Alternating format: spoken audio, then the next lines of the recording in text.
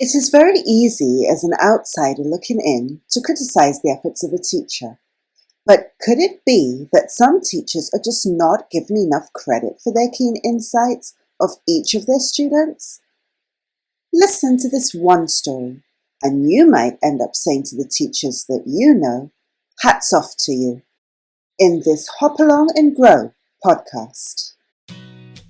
Hats off to you. I just spent a few minutes trying to come up with an interesting phrase or witty saying to introduce you to this experience that I encountered a few years ago when visiting a classroom. However, I decided rather than come up with a captivating introduction, I would just tell you the story, since it definitely is an insightful story worth telling in and of itself. This particular infant classroom that I was visiting had its fair number of students with difficulties arising from home, and their class teacher had her fair share of teaching a large number of such children over many years of teaching.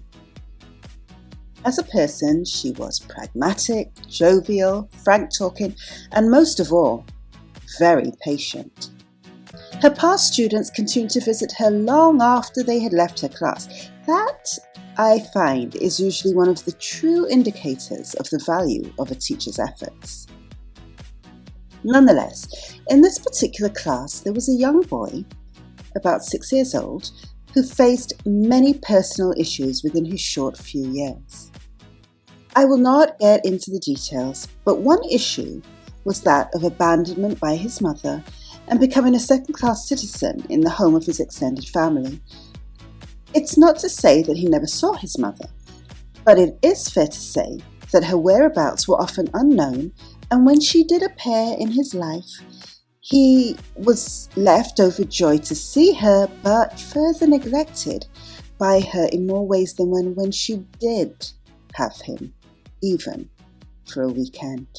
The results of such an upbringing resulted in the often inevitable response in the child of aggression and disrespect.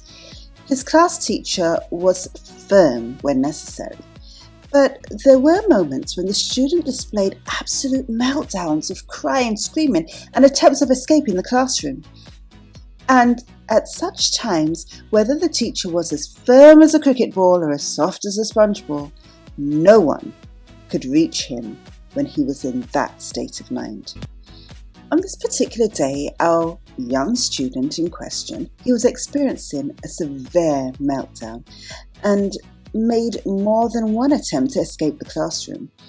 After a number of attempts to quell his behaviour, his class teacher was just relieved that she was able to at least keep him in the classroom, rather than putting himself in danger by roaming unsupervised around the school, particularly when he was in such an aggressive state. Unfortunately, however, keeping him in class came at the expense of some disturbance. He lay on the floor, kicking at the cupboard and crying loudly. The other students in his class got on with their tasks at hand.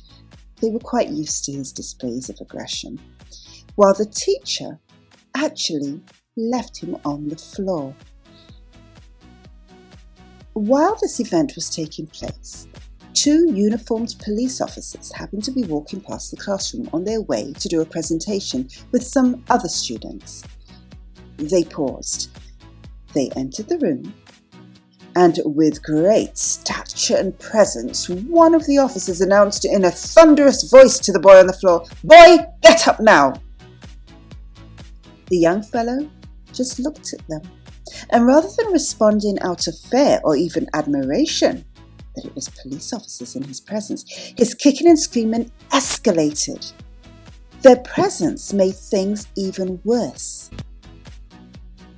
They looked at the class teacher and said, "I feel real sorry for you, yes? You don't have it easy," and they walked off. The teacher and I looked at each other and just smiled.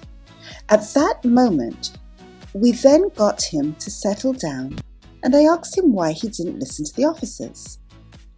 He responded that he hated policemen, since he claimed they killed his grandmother. Now, I have no way of knowing if this is true or not, But a couple of years later, this little boy had matured and settled down into a healthy learning routine in school.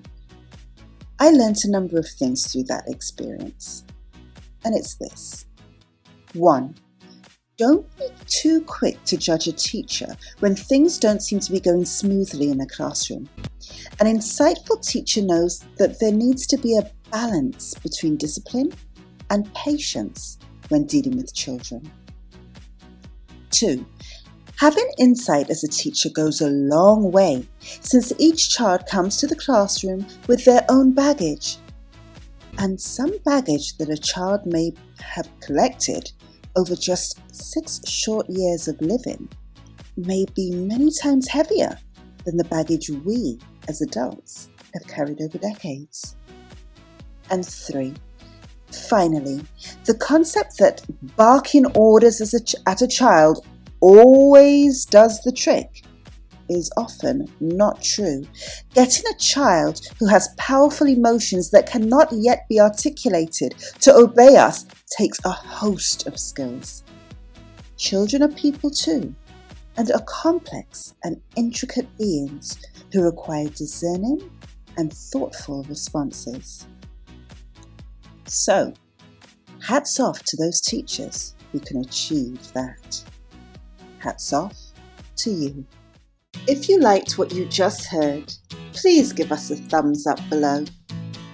Share with others, and remember to subscribe so you'll never miss out on more information from the Hopalong and Grow podcast.